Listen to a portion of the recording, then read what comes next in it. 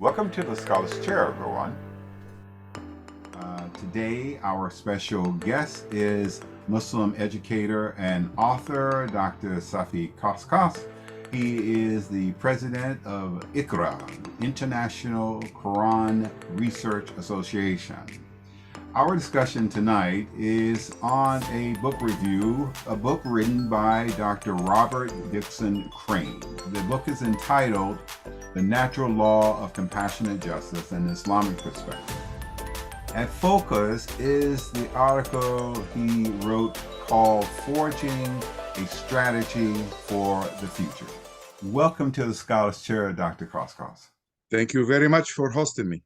Dr. Robert Dixon Crane wrote on page 11 of his book, entitled The Natural Law of Compassionate Justice, the concept of justice as an expression of natural law is central to every civilized legal system and is important in every world religion.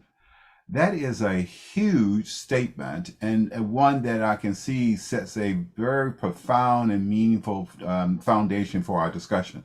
Dr. Crane was an amazing intellect. Do you think this idea is fundamental and foundational to Dr. Crane's writing on justice and natural law? Yes, I do. But let us first define the terms as Dr. Crane used to say. Natural law assumes that there are universal moral standards that are inherent in humankind throughout all times, and these standards should form the basis of a just society. Human beings are not taught natural law per se. Instead, we discover them, those laws, by consistently making choices for good instead of evil. Under the theory of natural law, everyone, regardless of their governmental or political system, culture, or religion, has the same rights, as these rights cannot be denied by others. Dr. Crane believed that natural law is passed to human via a divine presence. Hence, his statement, the concept of justice as an expression of natural law is central to every civilized legal system and is important in every world religion. The idea is in fact foundational to Dr. Crane's writing on justice and natural law, as he was a believer in God and in the Quran as a final and comprehensive message from God to humanity. Mm-hmm. No, I quite agree with that statement, that assessment. He was a person that was that should be read and should be followed with a great deal of scrutiny, as people who have read his book have done. Dr. Crane further wrote, a major challenge today in interfaith dialogue and cooperation, as well as the international public policy, is whether Islam as a religion both calls for such respect and deserves it. Do you think Dr. Crane is supporting the idea that Islam guides Muslims to justice? And I think there would be a universal idea that Islam calls all of humanity to justice. And but is that what Islam is doing? Is that the nature of the religion? Is it actually calling us to cooperate with each other? Well, beauty is in the eye of the beholder, my brother. Yes. But Dr. Crane believed in his own mind that he belonged to what he called a classical or traditionalist school of Muslim thoughts. Yeah. Because Muslims are not monolithic. Muslims, 1,800,000,000, close to 2 billion now, they might have 2 billion different ideas about what Islam is all about. But in Dr. Crane's mind, he belonged to a particular school of thought, and he called himself classical or traditionalist Muslim. As such, he called us to go to the source of Islam, namely the Quran and the Sunnah, as well as the traditional heritage of Muslim scholars. Yeah. Hence, to answer this question, we need to consult the Quran as the main source of understanding Islam. And yes, the Quran confirms that Islam guide Muslims to justice. It suffices to read the following verses from the Quran, confirmed by the Sunnah of Prophet Muhammad sallallahu alaihi wasallam. The first verse say, God orders justice, good works, and generosity to relatives, and he forbids vice, evil, and oppression. He warns you that you will keep all this in mind. This is in chapter 16, verse 90. In another verse, God says, believers, uphold justice and bear witnesses to God, even if that witness is against yourself, your parent, or your close relatives. Whether a person is rich or poor, God can best take care of both. Refrain from following your own desires so that you do not act unjustly. If you distort the truth, God is fully aware of what you do. This is in chapter 4, verse 135. This verse has recently been posted on the entrance wall of the Harvard Faculty of Law School, along with two other quotes that best encapsulate the idea of justice. Mm-hmm. And you feel that justice is the primary foundation for world cooperation and developing a paradigm of thought for this cooperation. Now you're asking me my own opinion. Yes. And Dr. Crane and I always had a debate. And as a matter of fact, after I finished the translation of the Quran, one day I asked myself a question. What is God trying to tell us in this book? What is the essence of this book? And when the answer came to me, it shook me. It shook me to the core. I didn't expect it.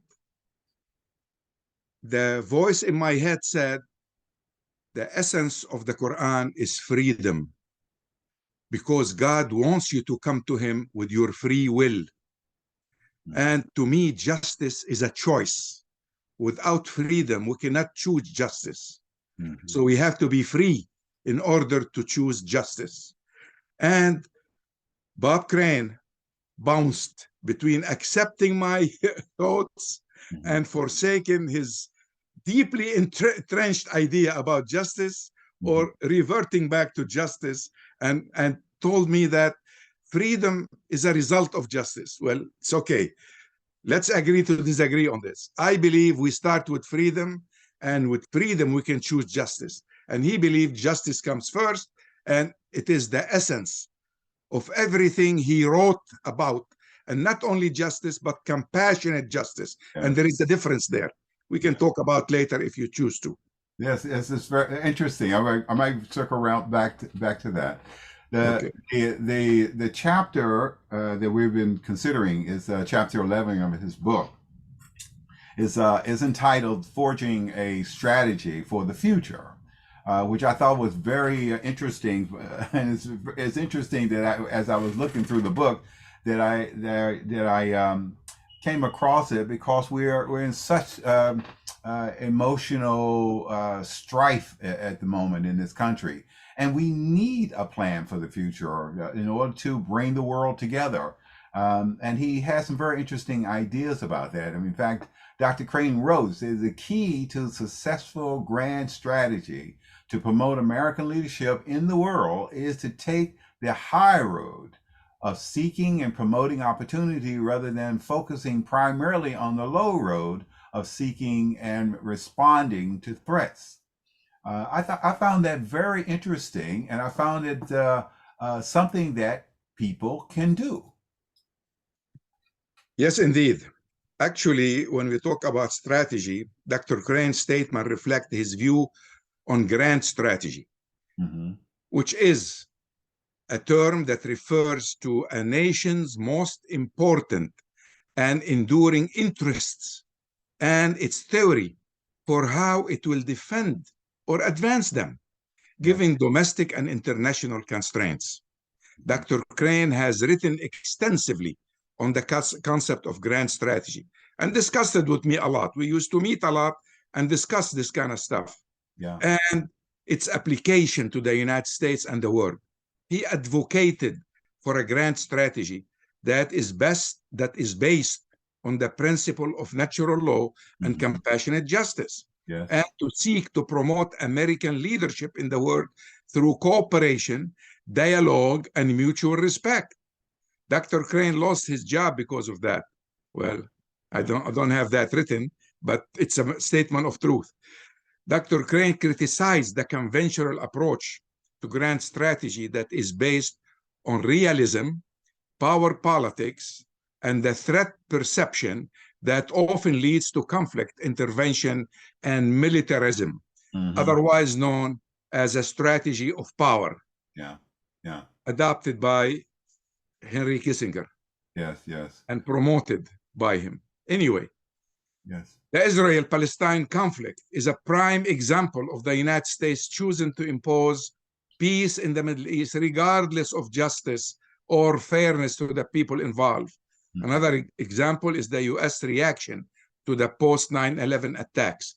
I can say a whole lot more there, but I will wait to see how we're gonna do with time. I think I think that Crane was trying to focus us on, and yes, he was not unmindful of this issue. He talked about it at quite some length. Yes. In a synagogue, which I invited him to speak in, and it was kind of a very challenging statement that he made to the audience. But he was not afraid of fear. He had no fear with people. Dr. Crane writes that Christians, Muslims, and Jews are facing a common enemy. His question was, what can Muslims do about copying the grave crime of collective guilt by blaming America and Christians and Jews? It seems that Muslims do fall into the trap of blaming all of America and all the Jews and all the Christians for the problems they face. Did you say Muslims or did you say some Muslims? Yeah, some Muslims. If you say Muslims, you fall into that trap yourself. Thank you very much. Actually, it's some Muslim. Some Muslims. Actually, when Dr. Crane wrote this, American Muslims were suffering the consequences of the 9/11 attacks, and the pursuing anti-Islam movement that generalized and attempted to condemn Islam as a religion rather than the very few radicals who may have planned the 9/11 attacks. A lot has happened since then. American Muslims did a great job opening their mosques to everyone who chose to ask questions or to observe Muslims in their daily prayers. I chose to respond to 9/11 by translating the Quran into a simple high school level English, targeting young Americans whom I knew were curious to know and to find out for themselves about Islam. Muslim organizations such as the IIIT financed Islamic study departments in various American universities, and gradually more Muslims start getting involved in the public life, volunteering, running for office, and serving in the public sphere. All these activities were successful in changing the public image of Muslims. There are, of course, the fanatics that will not change their views of Muslims regardless of what we do. Yes. So today, interfaith organizations are spread in every corner of the United States. We have multi-faith organizations working together everywhere. A prime example of that is JIDS, the Jewish Islamic Dialogue Society of Washington, D.C., and Jama'at, Jews, Muslim, and allies acting together, and many other. All this is only here in this area. And in your area, you have more organizations you can name. Yes. It is no longer unusual for a Muslim to be invited to address a synagogue or a church, or for a mosque to invite the neighbors to come visit, meet the community, and to ask questions about Islam. All this all this planning is paying at the end, regardless of the fanatic who are still there, regardless of what we do. The fanatics are still there and they are hardcore. Regardless, Muslim, Christian, and Jews need to work together and lead toward a central position known in Islam as wasat, central or moderate position, based on interfaith alliances. Why would Muslims do this? Because Allah calls them to do this in the Quran. He says, "We have made you a moderate nation so that you may bear witness to humanity, and the messenger may bear witness to you." This is in chapter 2, verse 143. Dr. Crane suggests that we Muslims should do all this and more without copying the grave crime of collective guilt by blaming America or American Christians and Jews. Yes. I think we're doing that. I think that's true, and we would, I think, to also do justice to our topic, the Pew Research Group, as well as Dr. John Esposito, who have been working on this issue of the ignorance of Islam in American society, has published and made public that we are actually losing ground in terms of tolerance from the American public. It seems that there is an increasing I don't want to say resentment against Muslims. So it's one of those things that needs a lot more work and a lot more effort. But I think that, as you said, the groundwork is there. If you want to know, you can find out in your neighborhood, perhaps, what the Muslims are doing and what Muslims believe in. But I want to focus again our attention to Dr. Crane's writings. Do you agree with Dr. Crane when he declared that to demonize the entire religion or the entire nation is a threat to everyone? There are Muslims who think America is all evil, and there are Americans who think that Islam and Muslims are all evil. Yes, I wholeheartedly agree with his statement. Yeah. For the following reasons. One, to demonize an entire religion or an entire nation is to deny diversity and complexity of human reality, and to reduce people to stereotypes and prejudices. Dr. Crane believes that this is a form of ignorance and arrogance that distorts the truth and to destroy the truth and prevent understanding and dialogue. Two, to demonize an entire religion or an entire nation is to dehumanize and vilify people who have different beliefs or backgrounds, and to justify hatred and violence against them. Dr. Crane believes that this is a form of injustice and oppression that violates the dignity and rights of all human beings. Three, to demonize an entire religion or an entire nation is to create a sense of fear and hostility among people, and to polarize and isolate them from each other. Dr. Crane believes that this is a form of division and conflict that undermines the harmony and cooperation of the human family. Number four, to demonize an entire religion or an entire nation is to challenge the sovereignty and legitimacy of God, who created all people and gave them dignity, and who commands them to respect and love each other. Dr. Crane believes that this will be a form of blasphemy and rebellion that contradicts the will and purpose of Allah and does not generalize, because God does not generalize in the Quran. In chapter 35, verse 18, we learn that each person is responsible for her own deeds, and we shouldn't condemn innocent people for the crimes of criminals. God taught us in the Quran not to generalize. Yes, not to generalize. Yes, and I think this is one of the ideas that Dr. Crane is trying to focus our thinking on in his book. to stop generalizing and focus on specifics. And hence the next question is how do we persuade policymakers to make the term radical extremists without reference to religion in order to distinguish between a religion and those who carry out crimes against humanity in its name?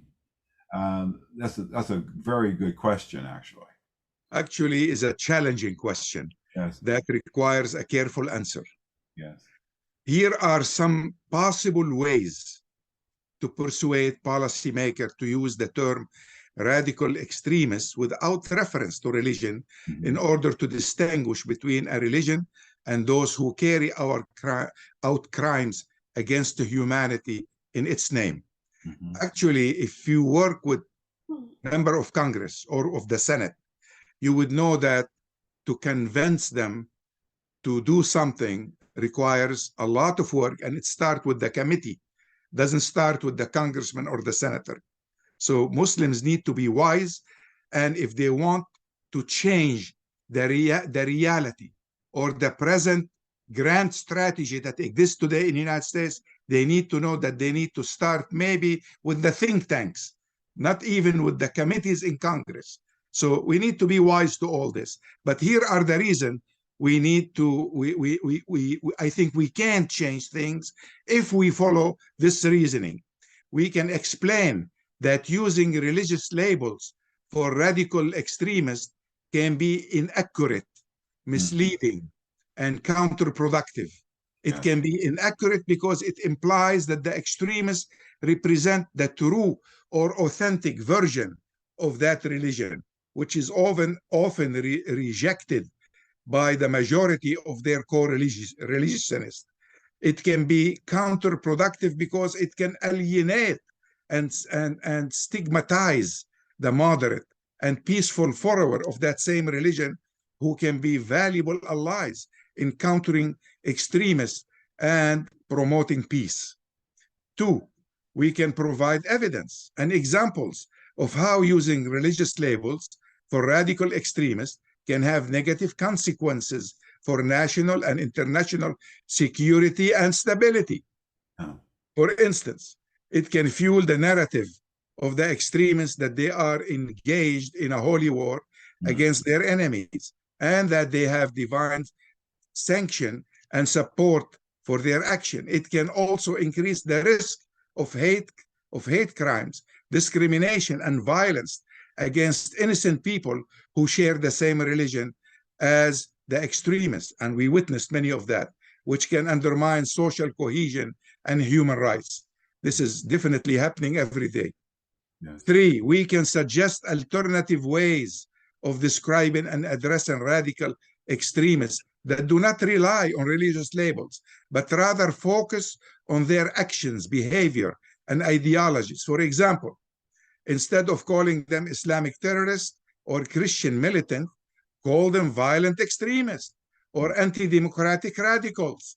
Instead of using terms like jihad or crusade, use terms like armed struggle or campaign. Instead of using terms like Islamism or Christian nationalism, use terms like religious extremism or religious authoritarianism.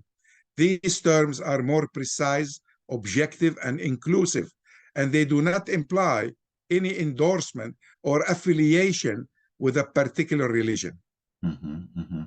This is absolutely excellent. I think that the clarity of that can really make a difference. I mean, just simply speak the language that most people in America understand, and to be clear about that.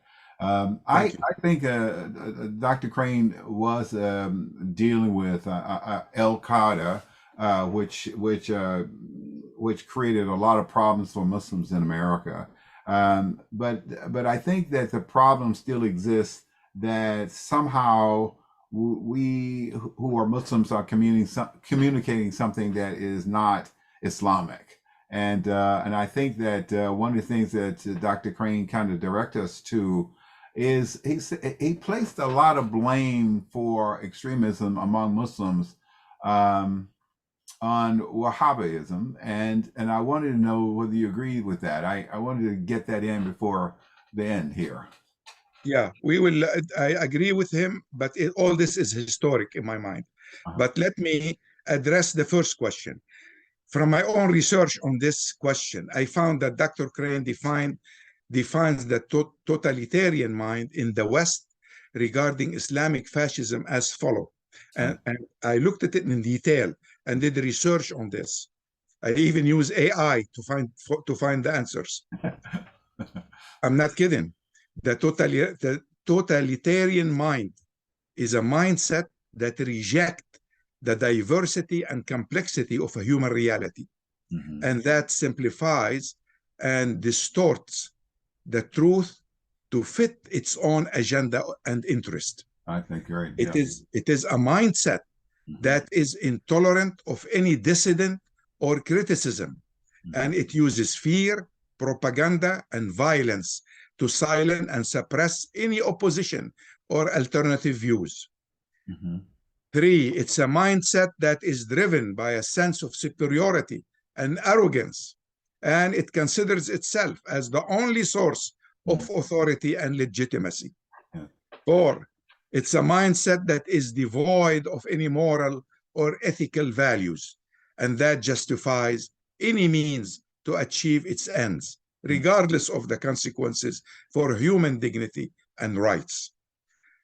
Next, the postmodernist phenomenon of Al-Qaeda regarding Islamic fascism is an example of the totalitarian mind in action, as it uses a distorted and corrupted version of Islam to wage a global war against the West and its allies.